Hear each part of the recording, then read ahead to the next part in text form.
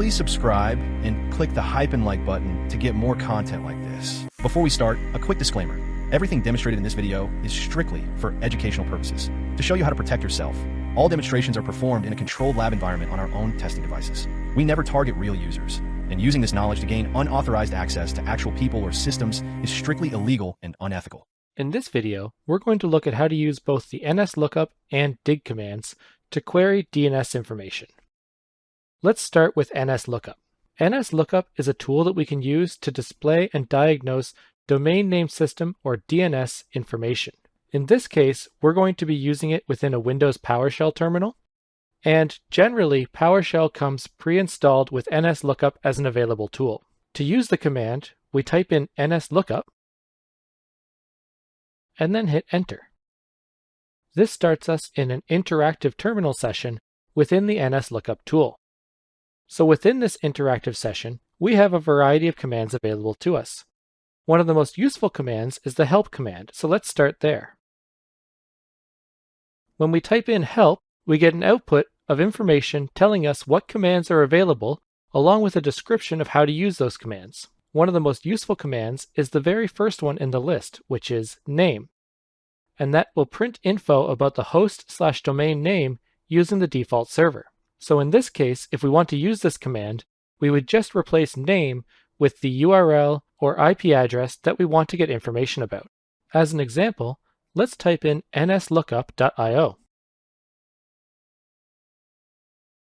And we have found some DNS information for that domain. The name we used was nslookup.io, and we have some IPv6 and IPv4 addresses that have been found for it. Now, instead of looking up via a domain name, let's try an IP address, such as 8.8.8.8. And we can see that this is the Google DNS server with the name dns.google. If we scroll back up to the help output, we can see that we have a variety of options we can set along with this command. We aren't going to go through all of these options, but let's take a look at one of them. For example, type equals X. This allows us to set the query type, and in this case, we can set the query type to be any, or whatever other option you might need for your use case. But in this case, we're going to use any. So within our interactive session, we can type set type equals any, and now we have set our query type. So let's run nslookup.io again in the interactive session and see how it looks different now. And we can see that this time we have internet address equals, and on the bottom line, unknown type 46. So this different output is a result of the query type that we set before in our interactive session. So this is how we can use nslookup to perform DNS lookups and get other information about domains, which is a very useful way to add to your reconnaissance and information gathering stage of a penetration test. Let's take a look at dig now as a command. So to exit the interactive session for nslookup, I'm going to type in quit, and this takes us back to the terminal. To use the dig command, we are not going to be able to use PowerShell. We can see that if we type in dig, the name is not recognized as a valid command. So we'll need to have WSL, or Windows Subsystem for Linux, to use dig on our computer. To do that, let's install WSL first with the command wsl-install. And this will install an Ubuntu-like system on our Windows instance. If you're already working on Linux, you won't need this step and you'll be able to install dig directly within a normal terminal. Once the installation completes, you'll be prompted to put in a username for your Unix system. In this case, let's use demo. And then put in a password for your user.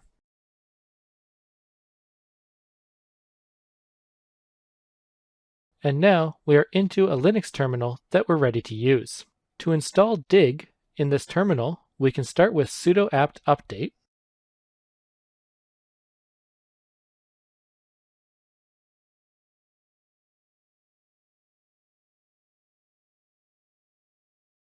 And now we can install dig with sudo apt install dns-utils.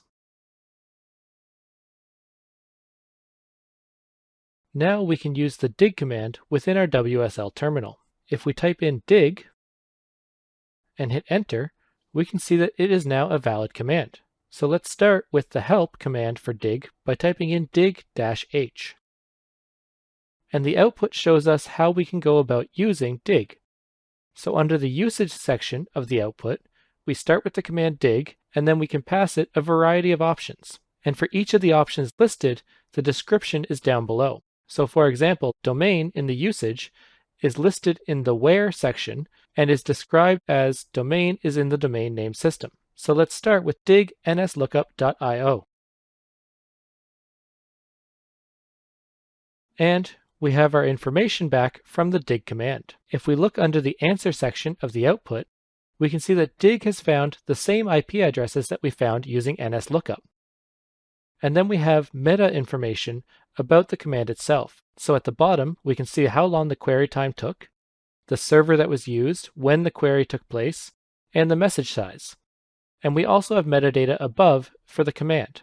And once again, we can also do a reverse DNS lookup using the IP address with the command dig-x 8.8.8.8.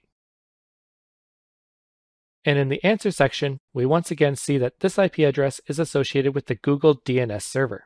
So this is how we can use dig to also perform DNS lookup information and help out with the reconnaissance stage of our penetration test. In terms of the differences between nslookup and dig, nslookup tends to be a little bit simpler and provides us with the interactive mode to do multiple queries in a row without needing to reissue the same command over and over. However, it tends to be more limited than dig and has also been deprecated in favor of dig.